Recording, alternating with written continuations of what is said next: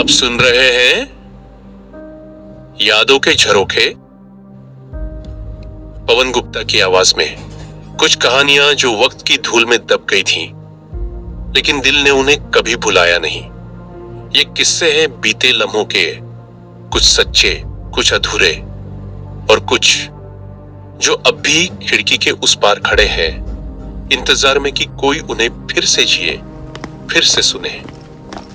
तो चलिए खोलते हैं यादों का ये झरोखा और देखते हैं आज किस लम्हे की दस्तक।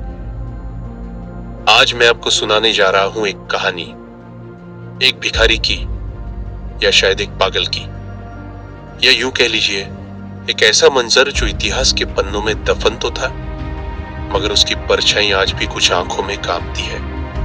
एक ऐसा सच जो दिखता तो सबको था, पर समझ किसी को नहीं आता था।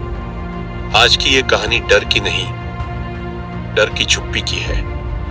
तो आइए खोलते हैं यादों का ये झरोखा और झांकते हैं उस साए में जो हमारे बहुत करीब होकर भी कभी दिखाई नहीं दिया। भिखारी बाबा 3 वो कौन थी? लेखक पवन कुमार गुप्ता।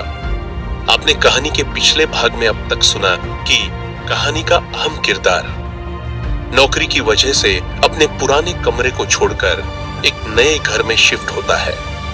बाहर से सब कुछ ठीक लगता है, शांत मोहल्ला, सस्ते किराए वाला कमरा। लेकिन जैसे जैसे रातें बीतती हैं, घर की दीवारों में कुछ छुपा हुआ सन्नाटा उसके दिल दिमाग पर छाने लगता है। रात को चलने की आहटें, अदृश्य परछाइयां और डरावनी सरसराहटें उसे बेचैन कर देती है। इन्हीं अजीब घटनाओं के बीच उसकी मुलाकात होती है एक बूढ़े भिखारी से, जिसकी टूटी फूटी बातें, पागल हंसी और सूनी आंखें जैसे किसी डरावने इतिहास की तरफ इशारा करती हैं। हमारा हीरो उसे नजरअंदाज करने की कोशिश करता है, लेकिन अब बहुत देर हो चुकी है। भिखारी बाबा की बातें अब उसके सपनों में उतरने लगी है। रवि अपने नए घर में शिफ्ट हुआ, लेकिन वहां की दीवारों में कुछ ऐसा छिपा था जो दिखता नहीं था, सिर्फ महसूस होता था। हर रात कुछ अजीब होता, कभी झूठे बर्तन, कभी दरवाजों की आहटें और फिर एक रहस्यमयी लड़की नैना, एक भिखारी बाबा की चेतावनी। और फिर धीरे धीरे डर का घेरा इतना बढ़ गया कि नींद भी खौफ में डूबने लगी। रवि ने अपने दोस्त अमित को बुलाया और फिर शुरू हुआ सच्चाई से सामना। तांत्रिक और पंडित की मदद से एक पूजा हुई, आत्मा को काबू में किया। लेकिन जाते जाते पंडित जी कह गए, डर गया नहीं है, बस सो गया है। अगर फिर जागा तो अगली बार आग लगानी पड़ेगी। पहले 3 दिन लौटती शांति। अब मुझे फिर से चैन की नींद आने लगी थी। रातें सन्नाटे में डूबी होती, लेकिन भीतर डर की कोई लहर नहीं थी। सब कुछ सामान्य, जैसे कुछ हुआ ही ना हो। ऑफिस जाना, घर आकर बर्तन कपड़े संभालना, खाना बनाना और फिर सुकून से सो जाना। लेकिन ठीक रविवार के 3 दिन बाद गुरुवार की रात कुछ ऐसा हुआ जिसकी कल्पना भी डराती है। गुरुवार की रात, सिसकियों की आवाज। उस रात भी मैं सामान्य ढंग से सो गया था। बाहर अंधेरा घना था, बादल गरज रहे थे, हवाओं में सनसनाहट थी। लगभग रात के 2 बजे मेरी नींद टूटी। एक धीमी टूटती सी सिसकी, जैसे कोई किसी को याद कर रहा हो, जैसे कोई बिखर रहा हो। मैंने आंखें खोली। पूरे कमरे में अंधेरा, बिजली जा चुकी थी। एक गहरी सांस ली और फिर वही आवाज, किसी औरत की, किसी लड़की की टूटी सिसकियों जैसी। बिस्तर पर पसीने से भीग चुका था। कपकपाते हाथों से मोबाइल उठाया, टॉर्च जलाई। कमरे में मोमबत्ती ढूंढी। हाथों की कंपन से माचिस भी 2 बार छूट गई। मोमबत्ती जली। हल्की सी लौ में कमरे की दीवारें कांपती सी लगी। अब वो आवाज साफ सुनाई दे रही थी, किचन से आ रही थी। बर्तन आपस में टकरा रहे थे, जैसे किसी ने जोर से गिरा दिया हो। किचन में वो थी। कांपते पैरों से धीरे धीरे किचन की ओर बढ़ा, टॉर्च की हल्की रोशनी में झांका और मेरी रूह कांप उठी। दीवार के पास बैठी एक 16 साल की लड़की घुटनों में सिर छुपाए, बाल बिखरे हुए, सिसकियां भरती हुई। किचन का एक कोना भीगा हुआ था, शायद बरसात की वजह से, या फिर मैं जड़ हो गया। आवाज गूंजती रही।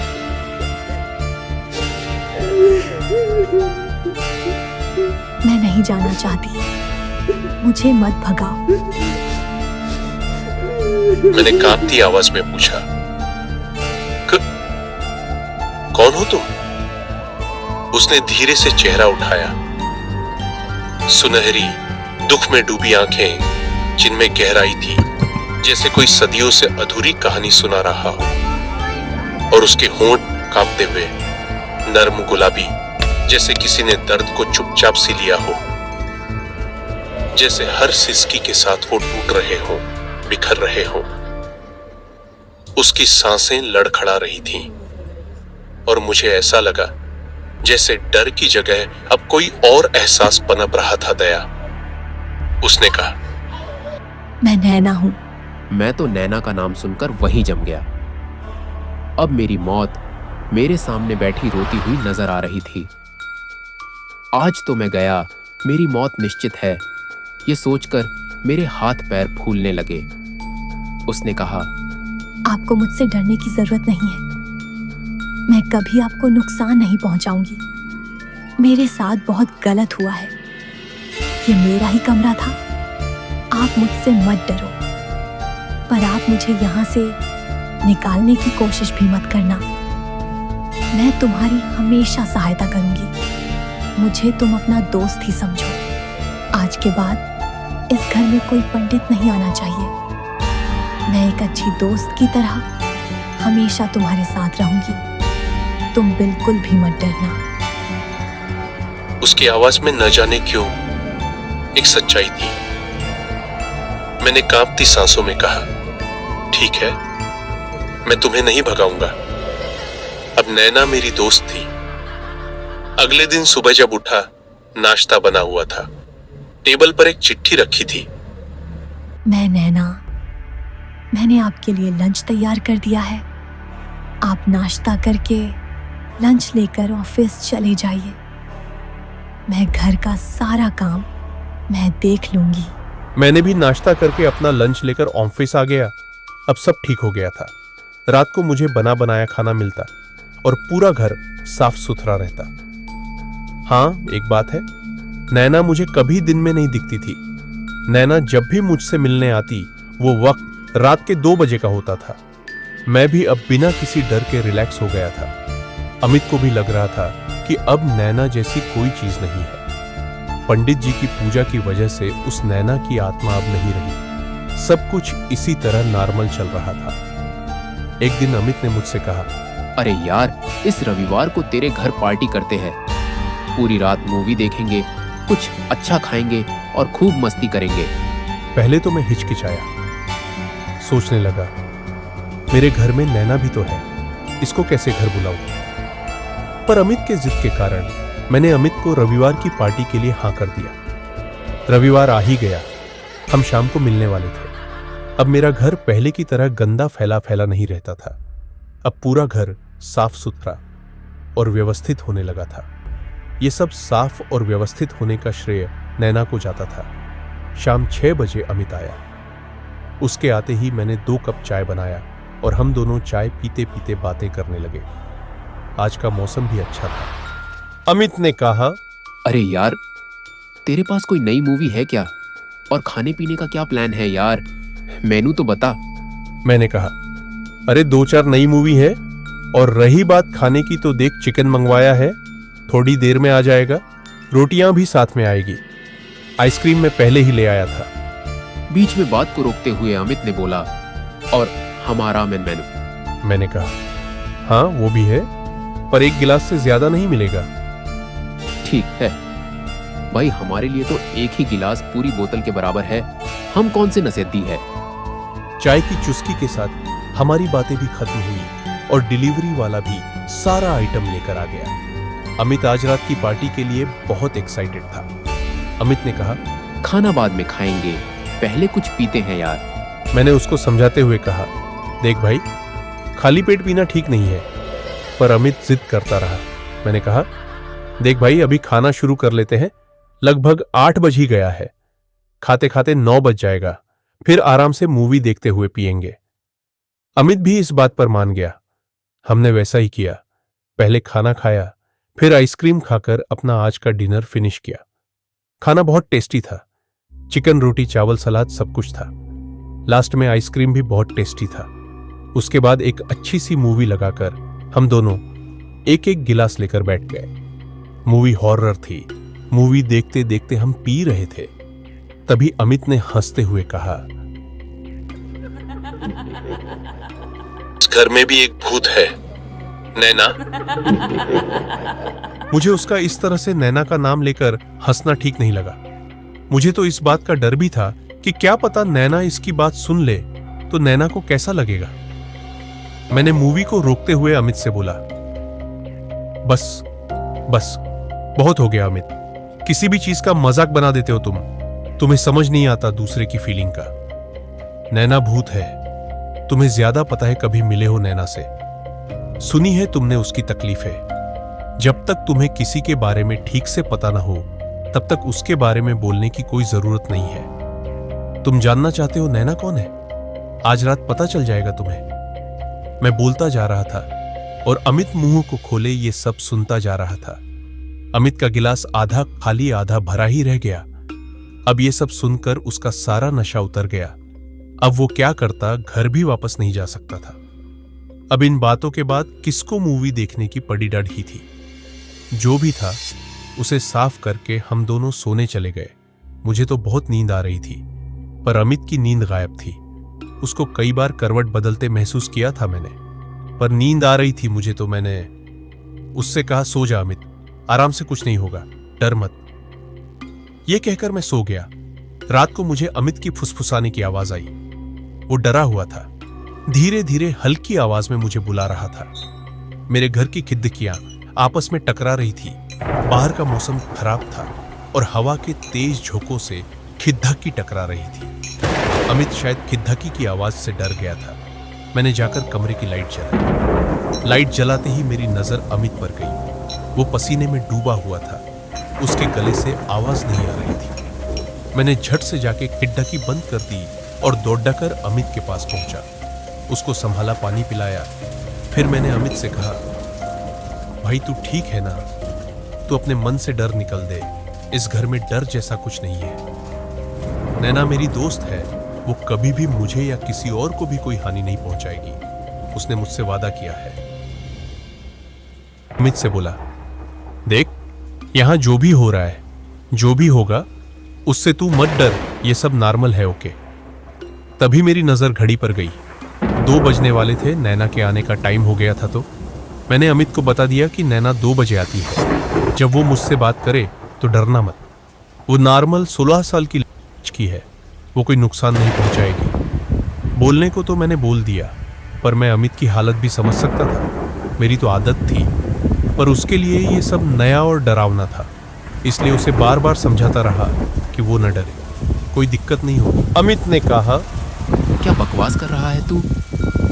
तेरा दिमाग तो ठीक है या तू पागल हो गया है? मुझे यहाँ आना ही नहीं चाहिए था, बस किसी तरह सुबह हो जाए, मन में बुदबुदाते हुए बोला।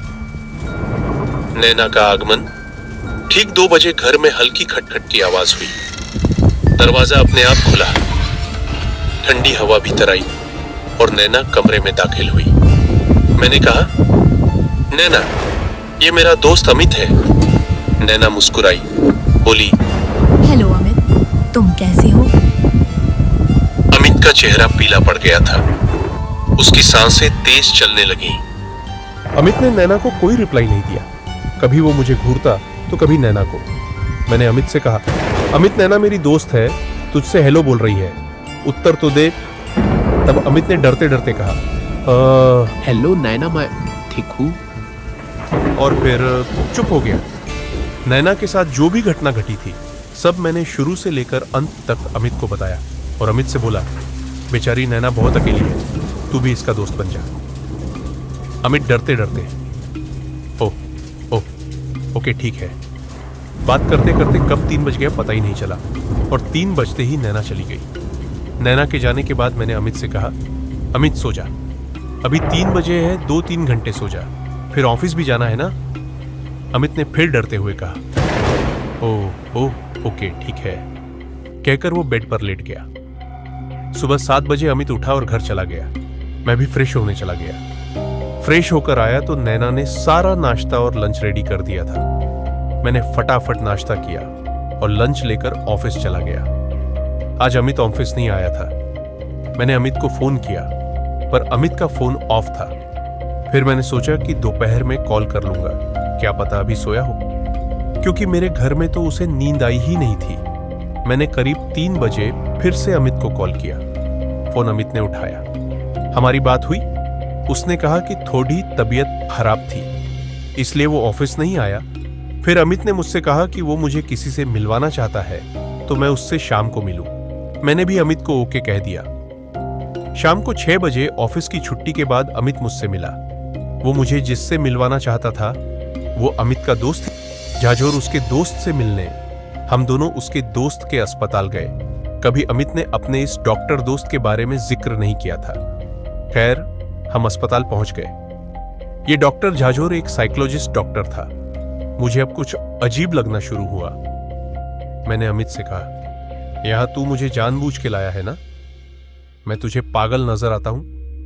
अब मैं गुस्से से भर चुका था। तभी अमित आंखों में आंसू लिए हुए, भाई तू गुस्सा मत हो, मैं तुझे पागल नहीं समझ रहा हूं, बस एक बार तू डॉक्टर से बात तो कर ले। डॉक्टर ने कुछ सेशन किए। जब मैं सोया तो कुछ रिकॉर्ड किया गया। अगली सुबह जब आंखें खुली डॉक्टर ने वीडियो दिखाया। मैं अकेला था। जो बातें मैंने नैना से की थी वो दरअसल मैं खुद से कर रहा था। नैना कोई नहीं थी, वो मेरी कल्पना थी। अकेलेपन, मानसिक तनाव और पुराने डर ने मिलकर एक नैना बना दी थी। अमित ने बताया, उस रात जब तू नैना से बात कर रहा था वो कुर्सी खाली थी भाई। तू ही बोल रहा था और तू ही सुन रहा था। मैं सुन्न रह गया।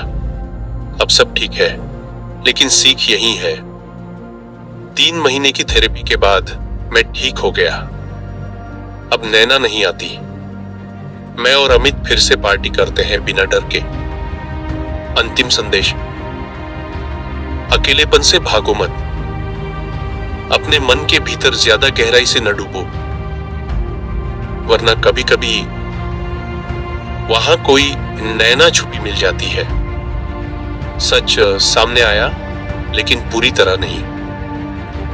डॉक्टर झाझोर ने मुझे एक विशेष सेशन के लिए बुलाया। हम एक नई मशीन ट्राई कर रहे हैं। ये आपकी स्मृतियों को छवियों में बदल देती है। हमें देखना होगा कि नैना कहां से आई है, उन्होंने कहा। मैं उस ठंडी सफेद दीवारों वाले कमरे में एक स्टील की मेज पर लेटा था। सिर पर कुछ इलेक्ट्रोड्स लगाए गए। एक मशीन जिसका स्क्रीन धुंधला था चालू हुई। स्क्रीन पर सबसे पहले जो दिखा वो मैं था, अकेला, अंधेरे कमरे में, एक मोमबत्ती के पास।